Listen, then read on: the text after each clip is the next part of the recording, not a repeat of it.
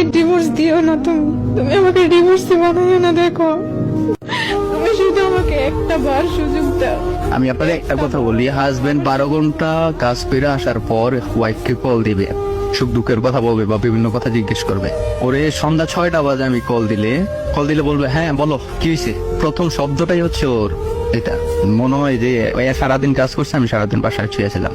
আমি বলে এইভাবে কথা বলো, ভালো করে কথা বলো। কথার ভাষা এতটা খারাপ হবে আপনাদের সামনে বলতে চাইতেছি না। তারপরে 6টার পরই আর ঘুমাইছে পরে 6টার পরই আমি ঘুমাই যাবো বলে টাটা ফট করে বন্ধ করে। আমি যদি বেশি কথা বলি, কথা বলতে দেরি আছে, আমার ব্লক দিতে দেরি নাই, কারণ আমি দেখে আমি কিছু করতে পারবো না। এমন অবস্থা হয়ে গেছিল যে আমি এদেশে মারা যাবো, এমন একটা অবস্থা। তারপর তো আছে এই ছোট ভাইয়ের সাথে তো এই কাহিনী করছে। তারপর আমার থেকে বড় 10 বছরের, সে সৌদি থাকে, সে তার সাথে কথা বলে, ওই ভাই ওরে জান কলিজা বলে ডাকে, ওই ভাই থেকে সে টাকা আনে, এইটা আনে সেইটা আনে। আমার কথা হচ্ছে, তোর সাথে যদি একটা ছেলের রিলেশন না থাকে, ছোট ভাই তোরে কিভাবে আমার বলে বউ কেমন আছো, তো নাস্তা করছো নি তুমি, বড় ভাই কিভাবে বলে জান সোনা কলিজা। আমি কি বোকা? আমি তো বোকা না, আমি তো এই যেমনের একটা ছেলে। এইসব করে, কিন্তু সারা জীবন বিয়ে করার পরেও তোর ফ্যামিলি আছে, তোর বাচ্চা আছে, তোর তো একটা মনুষ্যত্ব থাকা উচিত।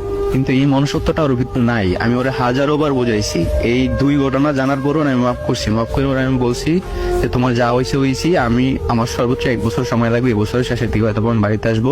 তুমি আল্লাহর দিকে তাকাই, আমার বাচ্চার দিকে তাকাইয়া তুমি আমার বাড়িতে যাও। আমি আসার আগ পর্যন্ত তুমি আমার বাড়ি থেকে যাও না। আর যদি আমি আসার আগ পর্যন্ত তুমি আমার বাড়ির থেকে তোমার বাপের বাড়িতে যাও, তাহলে কিন্তু তোমার আমি ছেড়ে দেবো। আমার কি বলে, তুমি যদি আমার ছাই দাও, তো এটা আমার পক্ষে সম্ভব না। আপনার বাড়িতে থাকা সম্ভব না? না, সম্ভব না। এই বাবার বাড়িতে থাকবো, এটা কোনো সম্ভব না। বাবার বাসায় গেছে আবার ওরা, আমি অনেক রিকোয়েস্ট করে ওর হাতে পায়ে ধরে, বউ সোনার লক্ষ্মী, ওরা আমি ভালোবাসা দিয়েও আমার কাছে রাখার চেষ্টা করছি, ভয় দেখেও রাখার চেষ্টা করছি। মানে ওরা আমি এমনও বলছি, দেখ তোর কাবিনের টাকা 1.5 লাখ টাকা, এটা আমার 1 মাসের বেতনও না, আমি তো ছাড়ে দিতে পারবো যে কোনো সময়। এইভাবেও চেষ্টা করছি, এইটাও হয় নাই। এখন আমার কাছ থেকে 3 লাখ টাকা দাবি করে, আমার কাবিন 1.5 লাখ টাকা, কিন্তু 3 লাখ টাকা কেন দিব? বলতেছে আমার জীবন নষ্ট করছে। আমি যদি বলি ও আমার জীবনটা নষ্ট করছে। আর একটা সবচেয়ে ইম্পর্টেন্ট কথা বলি, হাজবেন্ডের প্রতি ওয়াইফের যে একটা ভালোবাসা, যে একটা কেয়ার, কোনোদিন আমার জিজ্ঞেস করে না তুমি কেমন আছো, তুমি কি খাইছো, খাওয়া দাওয়া করছো কিনা, তোমার শরীর কেমন। মানে হাজবেন্ডের প্রতি ওয়াইফের যে একটা মায়া, টান, ভালোবাসা, এই জিনিসটা ওর মধ্যে বিন্দু পরিমাণা নাই। আমি হয়তো আপনারা গুছাইয়া বলতে পারতেছি না, কারণ আমার মনের মধ্যে অনেক কষ্ট।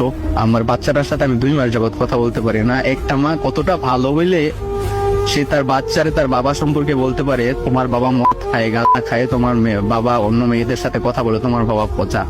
তো আমার ছিল ছোট মানুষ, আমার ছিল এইটা, কেউ যদি জিজ্ঞেস করে তোর বাবা কই, বলে যে আমার বাবা ভালো না, আমার বাবা